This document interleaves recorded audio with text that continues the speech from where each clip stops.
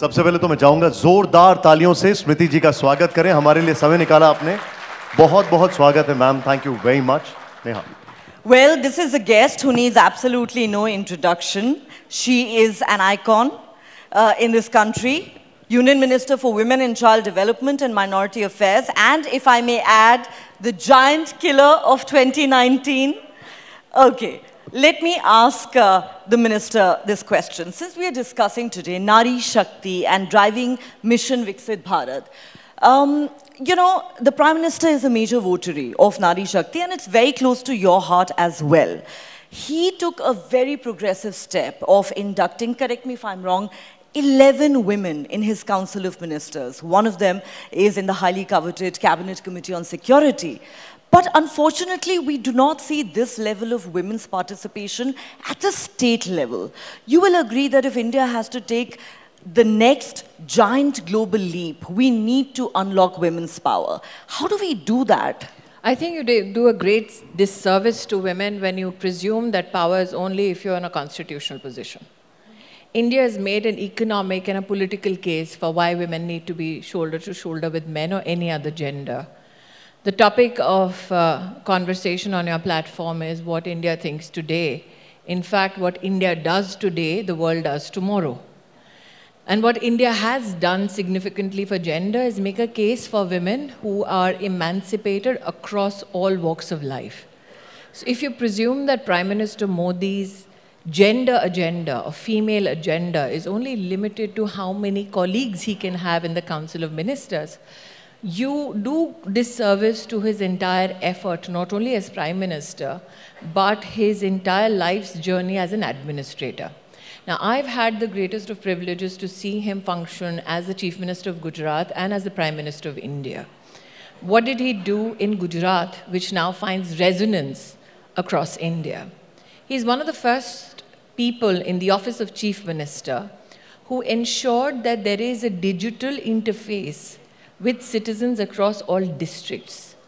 He then ensured that there was a digital interface where medical infrastructure in a district, along with medical infrastructure right up to the level of panchayat, combined efforts to look after women and children, and especially their health. There was something called e-Mamta, which he did as the Chief Minister of Gujarat, where from the day a woman registers herself to give birth, to ensuring that she is encouraged to deliver the child in a medical institution and not birth at home. That is something he started 2 decades ago. Now, what happens when you encourage pregnant women to deliver in a medical institution? You curb the death of the mother at childbirth and the death of the child if the child is born with some medical complications. Now, many people presume that Prime Minister Modi at the national front is now doing projects like Pradhan Mantri Matra Vandana Yojana, wherein 3.5 crore women have had cash transfers into their bank accounts up to the level of 6,000 rupees, only so that the day they take leave to go and see a doctor is compensated. Now imagine the detail to which he went, so that if women who are economically active want to look after their health, they should be compensated and institutional delivery should be promoted even at the national level. So what he did in the state today finds national success. Now, why am I giving this context, Neha?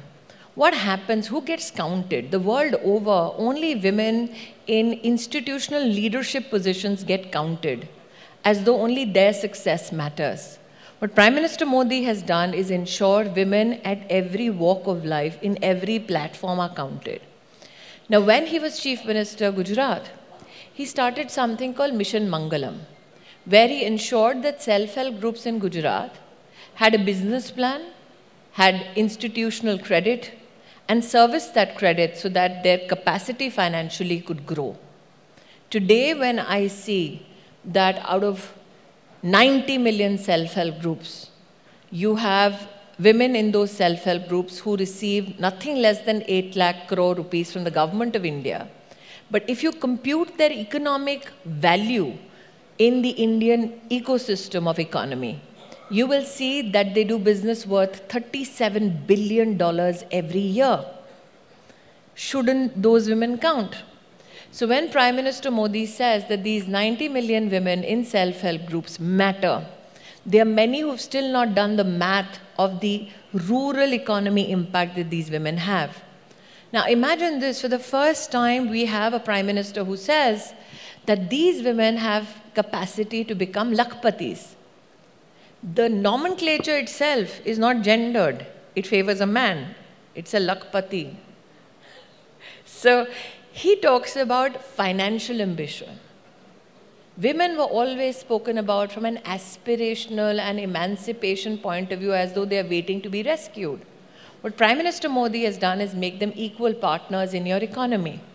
So I know that people who introduced this segment spoke about a lady who is leading road building efforts in the Indian Armed Forces at the line of actual control. But you also have not heard the story of, for the first time, Prime Minister Modi ensuring that the labor code allows companies to hire women for underground mining. So those are the stories that need to be told, because these women at leadership positions in underground mining, in space technology, matter. So yes, what the women in the Council of Ministers is just a political reflection, but the reality of what Prime Minister Modi has managed to do at the grassroots is enormous, and that's why I'm hopeful that what Prime Minister Modi in India has done today, the world should do tomorrow. And I say this because we have created that platform even during India's presidency at the G20.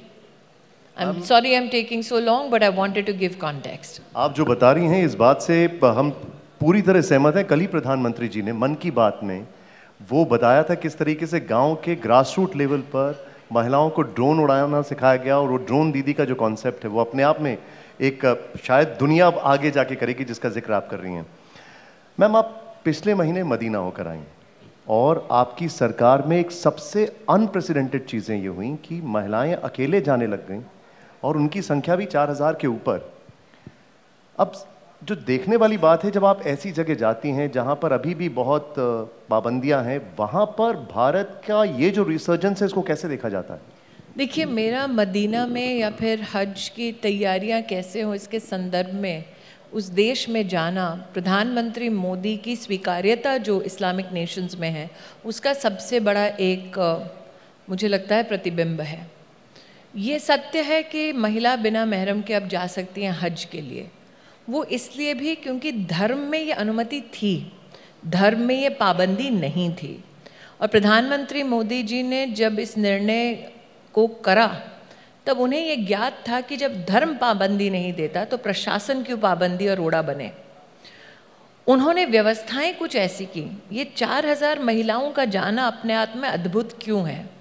क्योंकि व्यवस्थाएं बन जाती हैं, लेकिन व्यवस्थाओं का इस्तेमाल जब तक विश्वास ना हो तब तक नहीं किया जाता। तो ये 4300 महिलाएं थी जो अकेले हज के लिए गईं। उनका वहाँ जाना इस विश्वास को भी दर्शाता है कि आज हिंदुस्तानी चाहे विश्व के किसी भी कोने में क्यों ना हो, वो जानता है कि अगर मुसीबत सरहद पार भी आई तो मोदी है तो मुमकिन है तुम घर लौटोगे ही लौटोगे। Very powerful indeed, and there is no doubt, ma'am, that the government has taken very many progressive measures with regard to women, whether it is 6 months maternity leave or even passing of the Women's Reservation Bill that happened recently. But may I ask you a personal question? Because at the start I said you are an icon, a role model for many around this country. Your personal journey has been marked by multiple milestones and firsts. You made a very successful transition from entertainment to politics. I think it would be safe to assume that there would have been many challenges along the way. Since we are talking about Nari Shakti, and frankly, you are an embodiment of that, I want to ask you, how did you manage to smash the proverbial glass ceiling and storm those male bastions? So firstly, the very idea of a glass ceiling is an American one. It is not a global south concept at all. And I say this vehemently for 2-3 issues. When the US had this whole feminist movement and spoke about the glass ceiling that needs to be broken, if you look at it anthropologically from a perspective of social science, India already had milestones with regards to women and their status in society. Point in case, if you're somebody who's a female research, pick up the Arthashastra. Now, in India, we passed the Prevention of Sexual Harassment at Workplace Bill in the year 2013. But the Arthashastra that thousands of years ago, in fact, has documented evidence of what the administrator or the ruler should do if a woman at work is harassed, and especially a public official. The challenge is that you never highlighted these aspects, because these aspects never found political value. And that is when Prime Minister Modi speaks about Vikas and Virasat, that these issues become central. You have in your channel somebody who's very erudite, and again, somebody who can give you a historical context of what Bharat is. Mr. Hemant Sharma is there, sitting right on the front seat. He can explain to you, Chandragupta Maurya, his army had women fighting. You are the only nation that can historically evidence that in your fight for independence, you had a female ruler called Lakshmi Bai who went to war on a horse, tied her child to her back, and raised arms against the British. Can you find any woman in battle with her baby tied to her back in any other war of independence anywhere in the world? You won't find it. So when Prime Minister Modi says Virasat bhi Vikas bhi, that is the one aspect I'd like to highlight. The second thing is that we do a great disservice to women when we keep them confined only to issues of women. We never ask men, what are you doing for men, and you're the embodiment of everything a man should be. We try and put the woman on that pedestal and say, oh, you are great and you are the inspiration. Why do we never have conversations about men being inspirations for other men, as though we are supposed to carry the burden only of our gender? So the only way that you can complement women and their capacities is to ensure that you go beyond the pedestal talk and engage them on issues of why, I still remember budget day and every woman would be asked, "Aapka kitchen kaise impact hua hai?" As though the budget for defense doesn't matter for her. As though the infrastructural output of the government and outcome does not matter to her. So this is the government that has ensured that even when you look at gender budgeting across the government's outlays, we have seen an increment of 239% in how the government spends money across all sectors, including infrastructure, and then also computes in it the value for women. So I think we have to now shift the conversation, and that's why I think one of the most tectonic shifts in narrative is when Prime Minister says we need to now talk about women-led development. Because for too long we've been saying, Mahilaon ka vikas kar do, as though, I'm waiting for a handout. So what Prime Minister Modi has done is say that if you want to develop as a nation, you can't afford to leave the women behind. That is a much better conversation.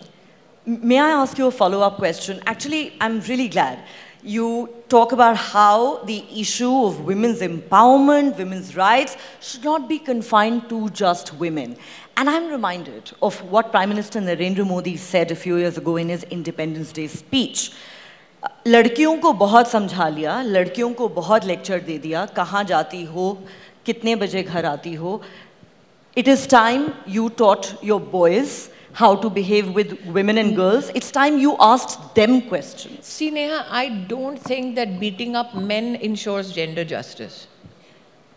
I'm of the opinion that when we talk about... But I'm saying this in the context of women's safety. No, the issue is that when there is domestic violence, there has to be somebody in the family who's a woman who knows that the lady is getting beaten up. So like I said, if you paint and taint every man as though they are the people we need to deal with, you will not create the social balance that we need. For instance, and why do I say this? Today, try and pass a legislation for reproductive rights of women in Europe and in the United States of America. You will get a pushback from polity and from people other than polity who presumably fill the intellectual space. In India, since 1960s, There has been a conversation about medical termination of pregnancy at 24 weeks. There have been those cases that the media has highlighted in the Supreme Court of India, where women have had to go to court saying, if I give birth to this baby, either the baby dies or I die. But there was no legislation.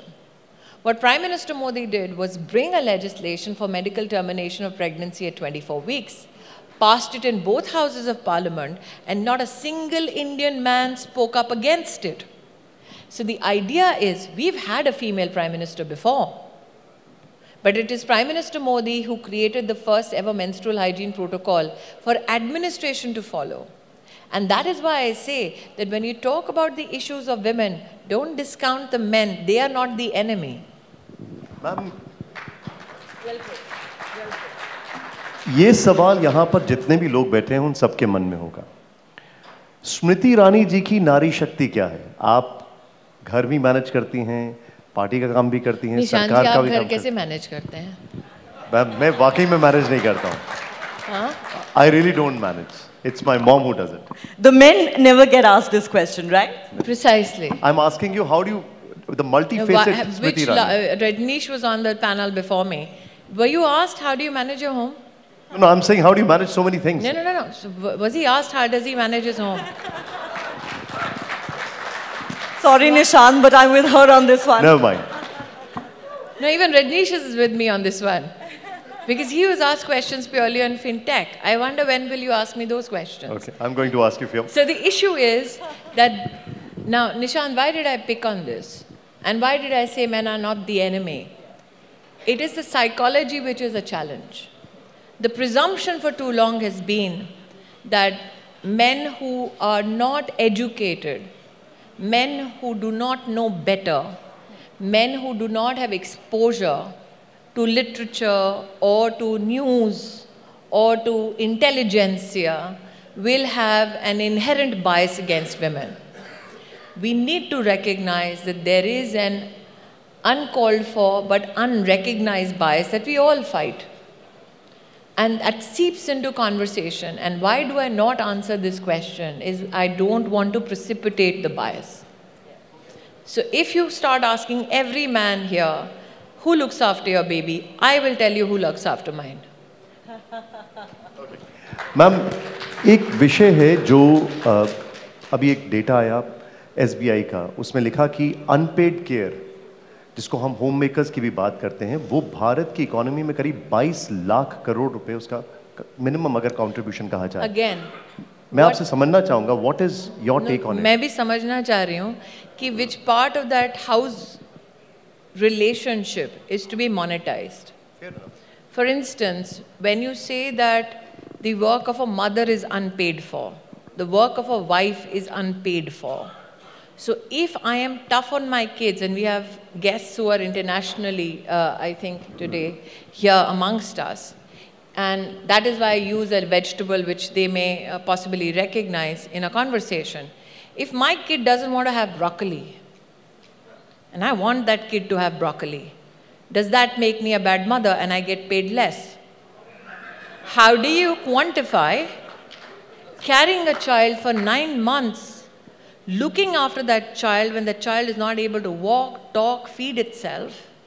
How do you compensate for bones that are broken just because of childbirth?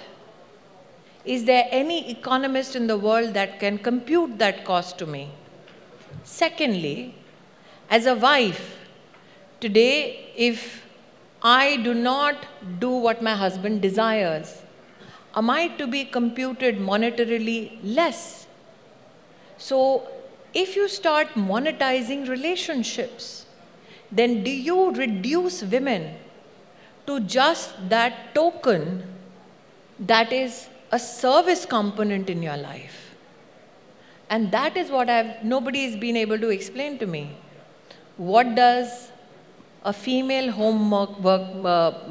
somebody who just runs a family, as you normally say, what does just running a family mean? How do you compute it? And is my love for my child and my husband for sale? No, it's not. So when we talk about unpaid work for women at home, what do you mean? Nobody's been able to explain it yet. If you talk about women who work in, let's say, their own field for agriculture purposes, then you want to compute what her takeaway may have been if she was a day labor. Would you do the same for the man? So that is why it sounds very fanciful, because everybody in the global north has been trying to do it. But the issue is that what is the crux of our systems in families? It is mutual trust. It is mutual respect. Can you respect somebody that you need to pay to love and care? Very well said, ma'am. Very well said. And perhaps it's a problem of mindset more than anything else. The terms housewife, homemaker are often used, I think, in a derogatory fashion, not according the respect that women deserve for the work they do. Firstly, I don't think women give a damn about whether you call them housemaker or some ambitious lady. Women are not driven by those schisms. I genuinely believe that when you try to contextualize such conversation from an economic point of view, you better have something which is a solid economic perspective for policymakers to opine on. The development sector, which is your NGO ecosystem, works on a lot of contexts. But ultimately, for policymakers to make life easier for people, what do you need to do? I'll give you one example. Ayushman Bharat started. Right? 10 crore families, 300 million Ayushman Bharat cards given out to citizens. How has it helped women? Now, cancer of the breast is something that not many people in our country spoke about openly. But there was a presumption that this is culturally not permissible as a topic of conversation. If you look at the numbers in Ayushman Bharat, women have personally gotten themselves screened for cancer of the breast and the cervix. 24 crore women. What does that mean? That they knew what the problem was, they knew where to get the help from, all they lacked was the resources. So who are these 24 crore women, the 240 million women who are landing up in medical institutions? So it was not a problem of the mindset ever. Who are these women? They are not from the elite. They are not from the educated Tier 1 cities. These are women who are the poorest of the poor. These are women who also belonged to villages. They walked up to a medical institution and said, this is my card. I need to get myself screened for breast cancer and cancer of the cervix. That's a huge cultural, I think, takeaway from Ayushman Bharat. Yeah. But if you look at numbers financially, and Rajneesh is better at all this than I am, but if you look at the numbers financially, Prime Minister Modi in the past 10 years has taken out 25 crore Indians, 250 million, if I'm right, out of multidimensional poverty. Now, health and the cost of health and out-of-pocket expenses, 130 million people are out of poverty because their health needs were covered by the Prime Minister's flagship scheme. So it is not now only about how do you service women. It is what is the overall budgetary impact on your system? What is the over social impact on your system? And why am I saying this? No other country in the world is running such a complex and such a large medical ecosystem. We are running it. Obamacare ran in a limited fashion, but it did not run in a country of 1.4 billion people. Ayushman is running in a country of 1.4 billion. Right. Another issue, your food grains to the doorstep of 800 million citizens for 2.5 years, that is an administrative miracle which is not happening anywhere in the world. Given our numbers, most certainly. Without disruption. Yeah. So that is why I said, what India does today, the world does tomorrow. The world does tomorrow. But since we're talking about health, I think we need to touch on education as well. Very quickly, two-pronged question for you. Number one, we still have a huge challenge of a high dropout rate amongst girls in schools. Perhaps more needs to be done. Sorry? What are the numbers? Okay, I don't have the data handy right now, but it continues to be a challenge. Because I do, that's why I know that the numbers are curtailed and they've not gone up. They've not gone up. But you'll agree it's a challenge. What more do we need to address it? None of these challenges are topical to India. Two, the numbers of dropouts has decreased. In fact, when Prime Minister Modi took over in 2014, we recognized, and I had the privilege of being Minister of Education then, We created the first ever national education policy by going to 2 lakh village education councils, by going to every district, every university, every school parent teacher organization, by leveraging MyGov, by talking to not only state governments but every other education minister who has ever served in the history of India, who is alive and who wanted to contribute, every political organization and international partners like UN Women, UNICEF, UNDP. That being said, one of the challenges, especially for women in higher education, today we have close to 263 million kids in K-12. We have around 36 to 38 million kids in higher education. What happens to women who used to not transition from grade 12 onwards to higher education? One of the biggest challenges was that they were not doing, say, things like PhD because they were moving cities either after marriage or for a job. The minute credits were made, given national movement, academic credits, that is when the numbers now of women who are doing PhDs in India has gone up by 99%. 43% of all STEM graduates in India are women. And Prime Minister Modi realized that one of the greatest challenges with regards to dropout is that when the girl enters the menstrual cycle age, they used to drop out for those issues because they didn't have access to toilets. So in the first year of him being Prime Minister, he built 400,000 toilets, marked and mapped. I was there because we did it, so I can say this with satisfaction. Mapped every toilet which was not available in every government school in collaboration with states. I think that's one of the greatest examples of cooperative federalism because not one state backed out. So we know that at every level of engagement, and that is when Prime Minister Modi had the education policy come out, for the first time in the history of independent India, it has a gender inclusion fund that helps fund infrastructure only for education of women and young girls. Ma'am, show को wind up करने से पहले आपसे एक सवाल political में ज़रूर पूछना चाहूँगा। एक तरफ हम लोग ये बात कर रहे हैं और दूसरी तरफ एक संदेश खाली जैसी घटना होती है जहां पर कार्रवाई भी नहीं हो रही है और चीजों को छुपाया जा रहा है। उस पर आपका टेक क्या है मैम? यहाँ पे क्योंकि आपके अंतर्राष्ट्रीय बहुत सारे मेहमान बैठे हैं, मैं उनके सामने अपने देश के आंतरिक विषयों के ऊपर जो तीखापन आप मेरे लहजे में नॉर्मली देखते हैं, I'm very mindful of our international guests, and that is why I want to just say this. वहाँ जो हुआ, और मैं जानबूझकर हिंदी में ही कहूँगी, वहाँ जो हुआ वो भारतीय तो क्या किसी भी इंसान की सोच के परे है। मैंने ये पश्चिम बंगाल में जब हिंसा हुई थी चुनाव के बाद तब कहा था कि शायद मीडिया में भी इस प्रकार का एहसास है कि अगर भाजपाई है तो उसे मौत के घाट आसानी से उतारा जा सकता है। अगर भाजपा की महिला कार्यकर्ता है उसको उसके घर से उठाकर सामूहिक बलात्कार किया जा सकता है।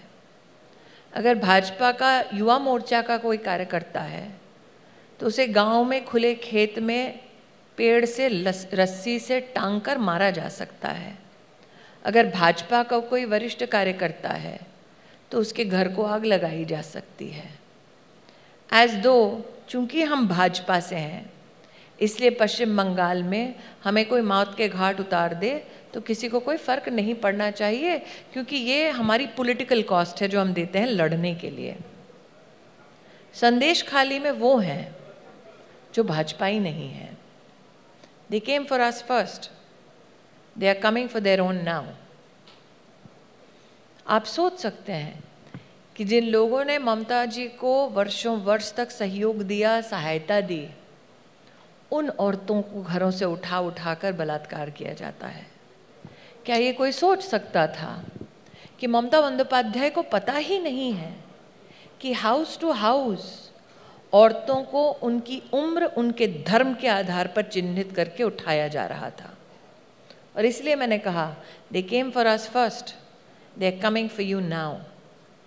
और निशान जी, स्तब्ध करने वाली बात यह है, राजनीति अपनी तरफ, कांग्रेस के कार्यकर्ताओं की भी हत्या हुई, कांग्रेस के लोग भी वहाँ जाकर बात करना चाहते हैं, लेकिन वो शहजादे जो अभी भी राजनीति के भूल भुलैया में खुद को खोज रहे हैं, उनके पास इस विषय के लिए एक शब्द नहीं है. Okay, ma'am, I know this is a very, very serious subject, but since I'm we're running out of... not deliberately speaking on this subject in English because we have international guests, and I'm very mindful that in front of international guests, I will not talk about domestic political agendas. We appreciate that. But can I just ask you a question in a lighter vein, since we are wrapping up this conversation? Sure. You recently posted a picture of your father with the Prime Minister, and the caption read, "When the boss meets the father and you pray, they don't exchange complaints about you. Parent-teacher meeting चल रही है." तो मैं आपसे ये पूछना चाहती हूँ कि वो पेरेंट-टीचर मीटिंग कैसी रही? टीचर ने पेरेंट को रिपोर्ट कार्ड कैसी दी? My father is habituated to me getting him in trouble. I still remember as a kid, between my parents, they used to do a coin toss to say, आज स्मृति की report card लेने कौन जाएगा? I think this is the first time that my father was happy to be in attendance to meet with my teacher. The fact that you can even be a student in Prime Minister Modi's class is a great privilege, Neha. I'm 47 years of age, and I have lived to witness history and a legend at work myself. I have witnessed a man standing there in Parliament ensuring Article 370 is revoked. I have witnessed 33% reservation for women passed in both houses of Parliament. I have witnessed Ram Lalla Virajman. I've been a part of history, and I've been with a legend who has made history. What more? Even if the fact pass hai ki fail hai nahi pata, report card पे मोदी का sign है, वही उस report card को अमूल्य बना. We are sure it's an A grade. We are pretty sure of that. Ladies and gentlemen, a big round of applause for the one and only Miss Smriti Irani. Thank you for the conversation. Thank you, ma'am. It's been lovely talking to you.